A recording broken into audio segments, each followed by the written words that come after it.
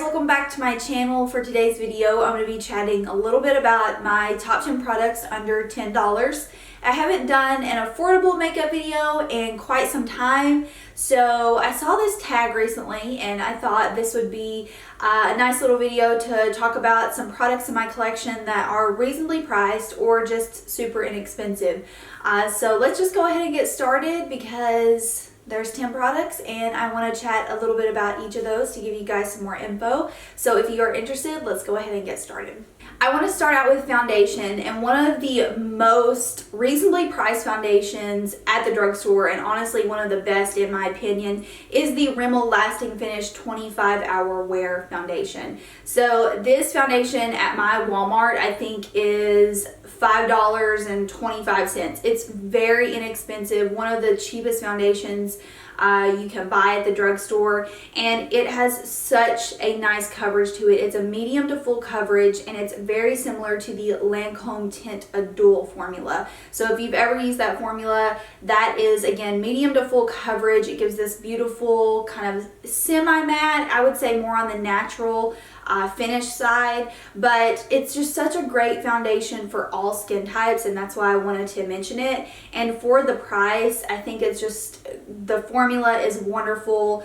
It's very comparable to Lancome, which is, you know, a $48 foundation, and you know, if you're on a budget and you just need something that lasts and that has great coverage, it just looks really nice on the skin, I would definitely suggest checking this out. I mean, you really don't have anything to lose because it is so inexpensive. The next foundation is a newer find for me. I just discovered this about 3 months ago, and this foundation does kind of border the $10 line. I know in different states this foundation can be a little bit more on the pricey side, or if you are in a different country, but where I think my local Target sells this foundation for $11.99, but if you have the Target card you get 5% off, so it's like pretty much around the $10 range for me at least. But I wanted to mention this. Either way, it is more affordable than going out and buying a high-end foundation, and it's the L'Oreal Infallible Pro Glow foundation.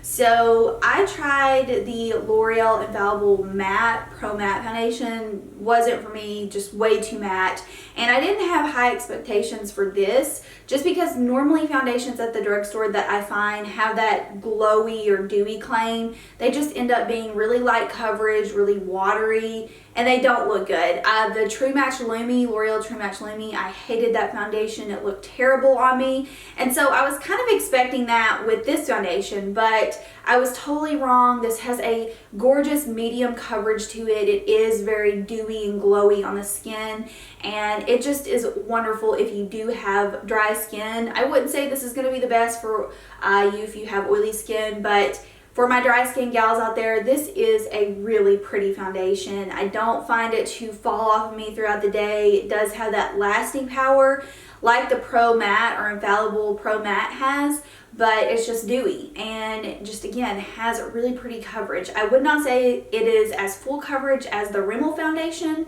but it has a solid medium coverage to it. So for around the $10 price range, I think it's worth a shot. This product is a powder from NYX, and it is the NYX HD Finishing Powder. This one is in the shade Banana. They make these in quite a few shades, but this is a really great dupe for the Anastasia Banana Powder, except this obviously comes in a huge pan that is really going to last you. I think this is really finely milled. I don't find it to you know, enhance the lines underneath my eyes. I mean, honestly, any banana powder, anything that is this consistency with a yellow texture does tend to always lay a little bit more flat than what a translucent powder would on my skin. But for the price of this, I think the powder is great quality. And if you are just obsessed with that banana undertone, you love the banana powder from Anastasia or from other brands that are more expensive, this is something worth looking into because you get a huge pan and it's identical. It is like identical. The color is spot on, the texture is spot on, and it's very affordable. So next time you're at Ulta, check this powder out. I'm trying to hide from the sun right now, because it is just a really bad time to be filming. But I'm going to move on to concealer. This is one of my all-time favorite concealers, and I think it is phenomenal. It's the Maybelline Instant Age Rewind Concealer. This is another one of those products that kind of borders the $10 line depending on where you get it from, but I just love this product so much. I still think it's a great option to check out if you like full coverage, really highlighted look underneath your eyes. I just think the formula of this is awesome. It gives, again, that smooth full coverage. I don't ever find this to look creasy on me, and it lasts. I mean, it really does stay on throughout the day. I also like the applicator on this. It's kind of got that, it's a little messy, the sponge tip applicator. I know you can take that off and just kind of twist the product out, but I don't like doing that. I like applying this with the sponge tip. So I keep the sponge tip on there, and it's just something that I continuously repurchase from the drugstore. I don't do a lot of repurchases from drugstores, but this is something that I always end up going back to, or going back to pick up or repurchase if I need a darker or lighter color. It's just ride or die. Love it. Next up are actually some eyeshadows that are high-end eyeshadows, and I feel like these were basically the trademark for high-end eyeshadows for the longest time, until recently they lowered the price on them, and they are just MAC single eyeshadows. So these, I believe, are $6 a piece now. If you do have a pro card, they are so inexpensive. They're around $3.50 a piece, and the quality, in my opinion, has not changed on MAC eyeshadows. They're still the same. They're still great. Depending on which day, there are some duds. With every line, you're going to find some duds. But I love these shadows because I use MAC shadows to fill in my eyebrows. For the longest time, I used Wedge and Charcoal Brown. Since my hair is very ashy now, I've recently been using Coquette.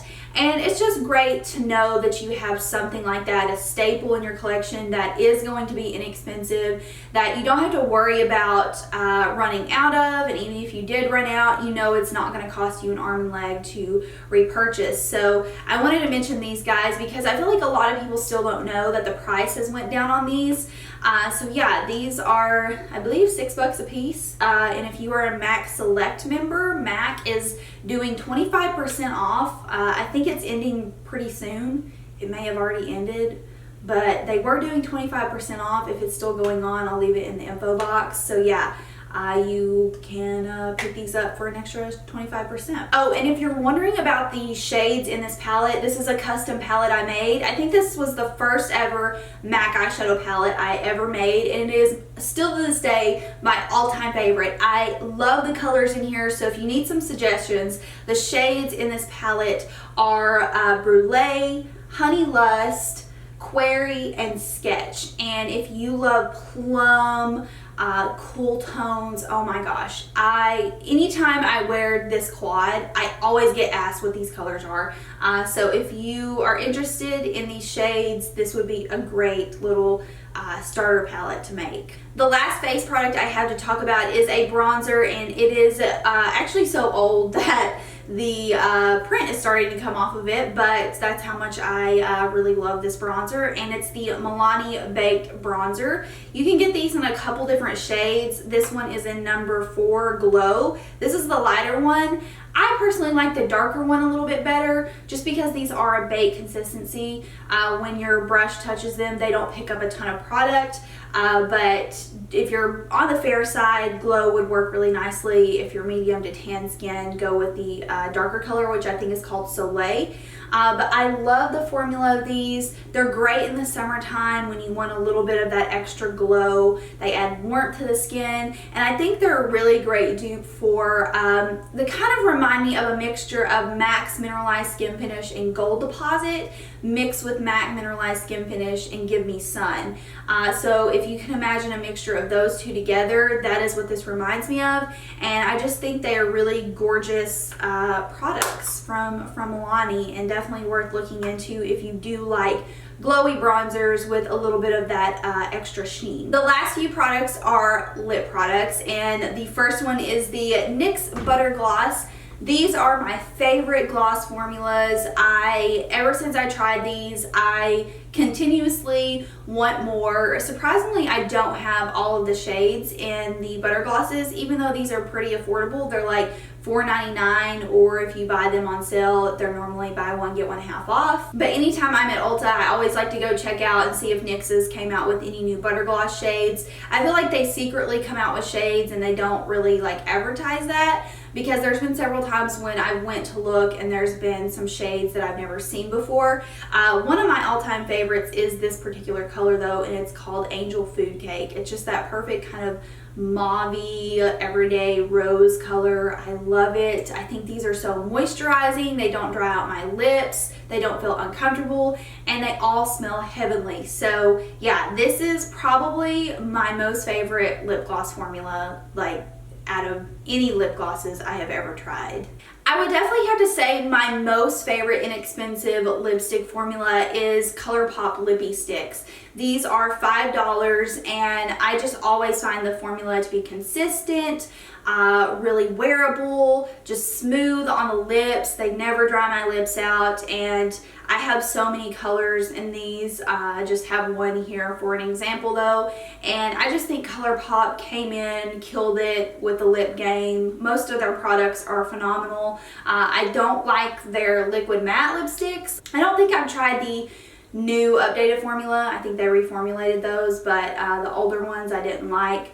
But everything else lip-wise from ColourPop, I really have found that I like, and I just feel like the OG Lippy Sticks are my favorite. I love the smell. The smell is just sweet, not overbearing. It just makes you want to kind of like keep reapplying it.